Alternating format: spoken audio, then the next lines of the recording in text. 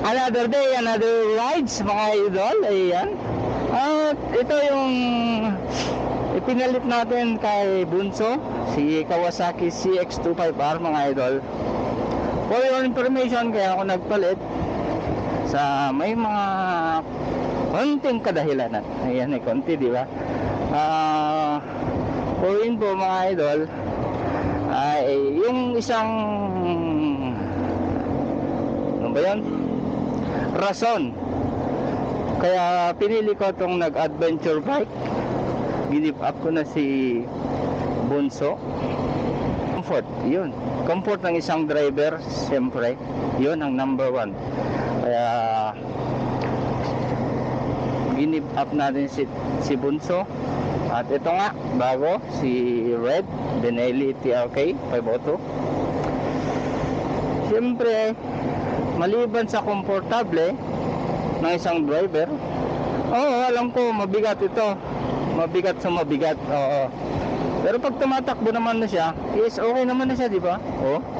Magaan, maganda yung maneuver, madali.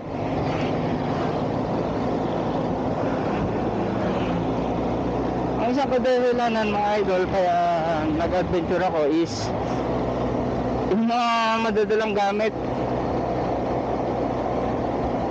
Marami itong sa adventure na to ay maraming may ilalagay na gamit. Hindi tulad kay Bunso. Kung mag-long race ako doon sa mga tropa, wala, dapat magbag ka talaga, lalo na pag overnight yung rides. Ito, may 3 box na rin, iwan ko lang kasi malapit lang naman mga rides natin dito. Madala mo na lahat. Andun na yung mga tools at lahat ng mga gusto nating dalhin na mga gamit kung mag-rides is siyempre makukuha na natin, di ba? So yun. Namimiss ko talaga mag-sports bike mga idol. Namimiss ko yung tunog ni Bunso. Yung tunog, yung looks niya, yung aggressive niya, di ba? Ibang iba pa rin talaga ang sports bike sa adventure bike. Pero depende kung malay mo balang araw kung ma-miss natin mag sports bike, malay mo makakabili tayo ulit, di ba?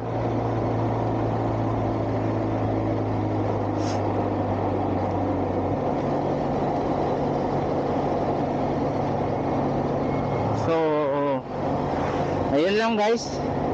Yan ang rason kaya give up ko si Bunso dito kay Red.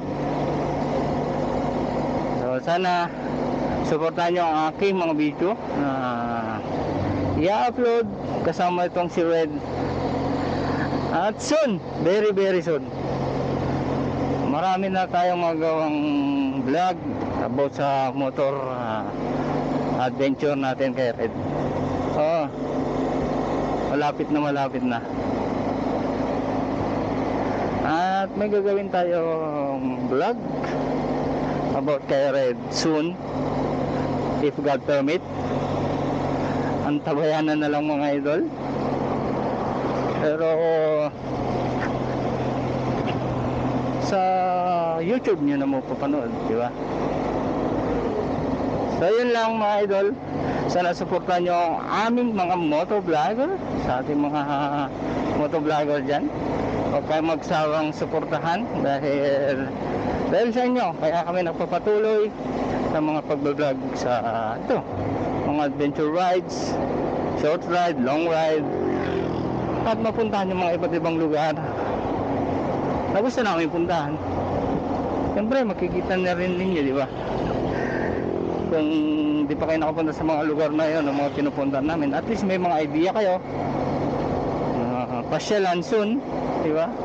Lalo kung may motor ka, ang sarap magmotor. So yun lang mga idol, this is Kaiko Motovlog. Peace out.